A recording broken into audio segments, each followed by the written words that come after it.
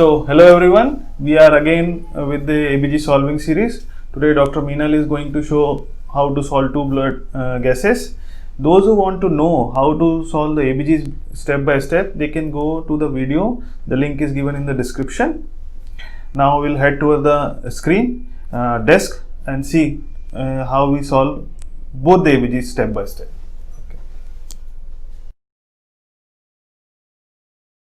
Okay, so we'll start with the first blood gas.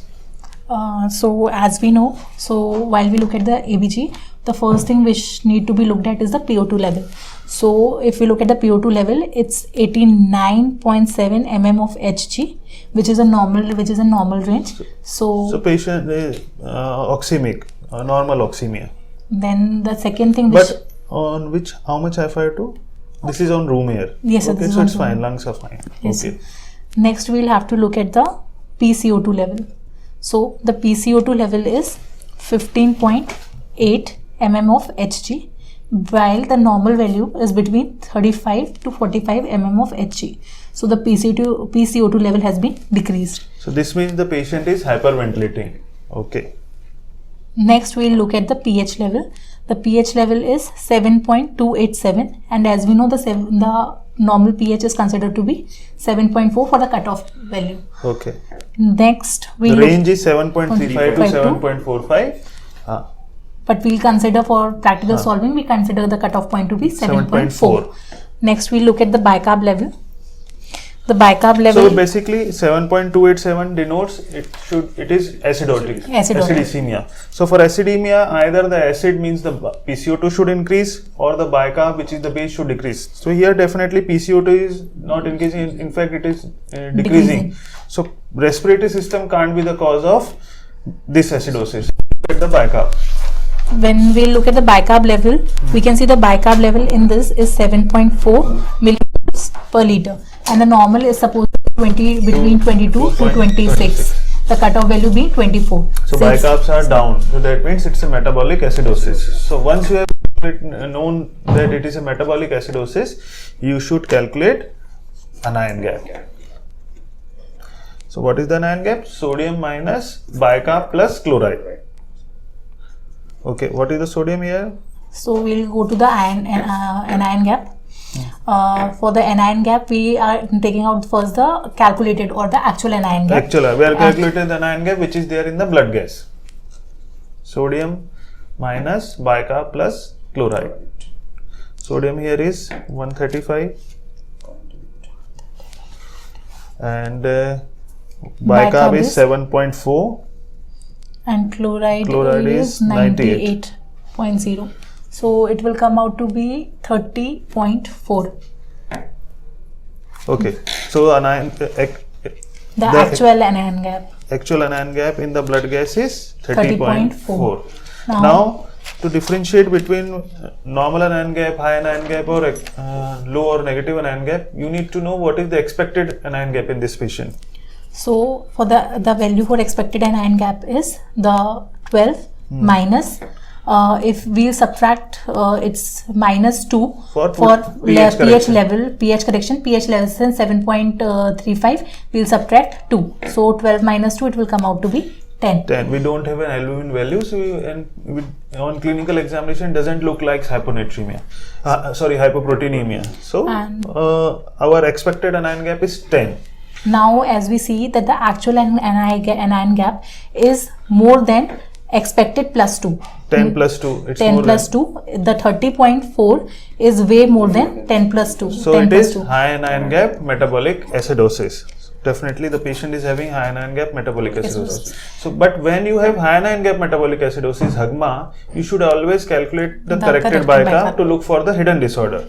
So we calculate the corrected bicarb by adding the difference delta, means the difference between the actual and the expected anion gap plus the actual bicarb level.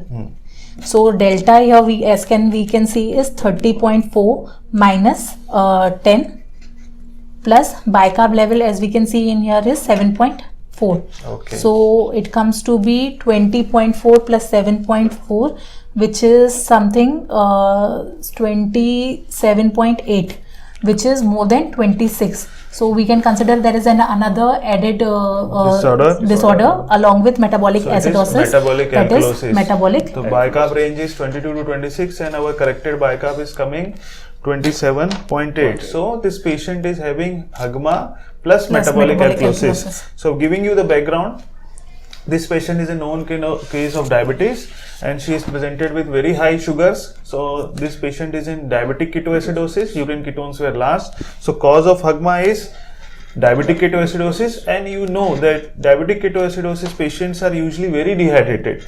So metabolic alkalosis is due to contraction alkalosis. She is very dehydrated. So what we need to do is we need to give lots of fluids and correct the decay part through electrolyte and insulin correction. Okay, now we move on to our second blood gas. So now we are going to solve the second blood gas of this today's video. So the first step as usual is we look at the PO2 level. So if we look at the PO2 level of this very ABG, it's 325.3 Okay. mm of Hg. The patient is on 100% FiO2 on ventilator. Now we'll calculate the alveolar arterial gradient. So for PF ratio, if you go that 325 above divided by 1, then it is coming out to be 325. So it is less than 500. It's even less than 400. So there you need to know that there is a mismatch. You need to calculate alveolar arterial gradient to know whether the lungs are normal or abnormal. So we'll calculate the alveolar arterial gradient.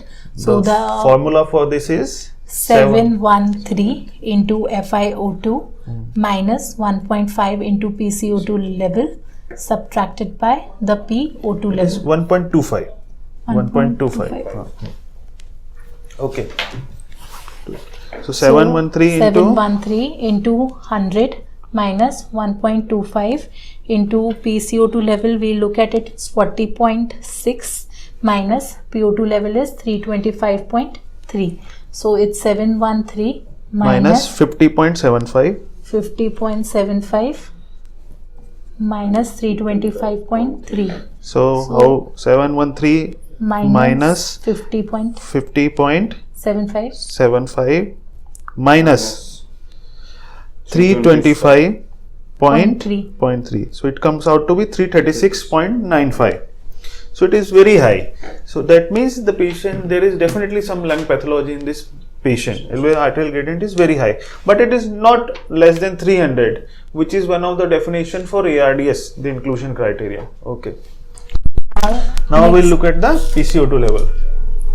The PCO2 level as given patient is 40.6 mm of Hg, and as we know the normal level is between 35 to 45, cutoff value being 40, so it's in the normal range. So the patient is adequately. Ventilator setting according to this PCO2 level looks fine enough. We have targeted between 35 to 45. Okay. Next we'll look at the pH level. The pH level is around 7.42 and 7.542. It's obviously more than 7.4, which shows a shift on the alkaline side. So it is an indicative of alkalosis. Okay. Next we'll look at the. So for alkalosis, either your PCO2 should be low or your bicarb should be high. Our PCO2 is in the normal range. So we'll look at the bicarb. So the bicarb level, if we look at it, the bicarb level is 34.1. The normal value being between 22 to 26. So it's obviously on a higher side. So it is because of HCO3. So it's a metabolic component. So it is metabolic alkalosis.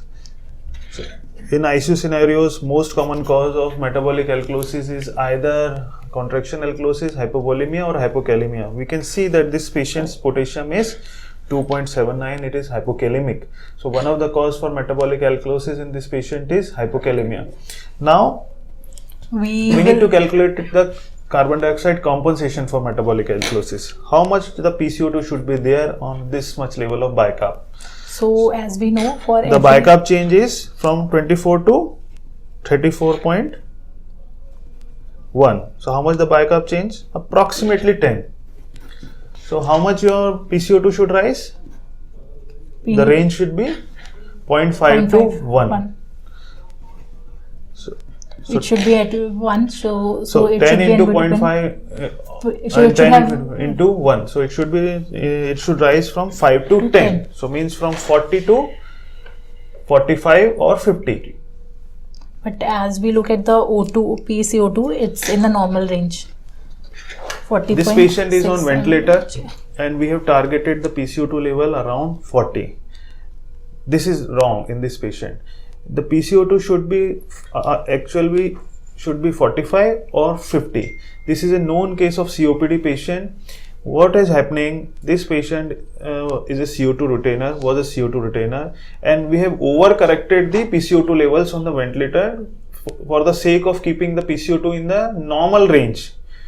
But for the normal range for this patient would be somewhere around 50. So we need to adjust our ventilatory setting so that the PCO2 reaches somewhere between 45 to 50, and that way we can correct the alkalotic part. If we don't correct, this will make us give us more trouble in weaning the patient. So we'll stop here.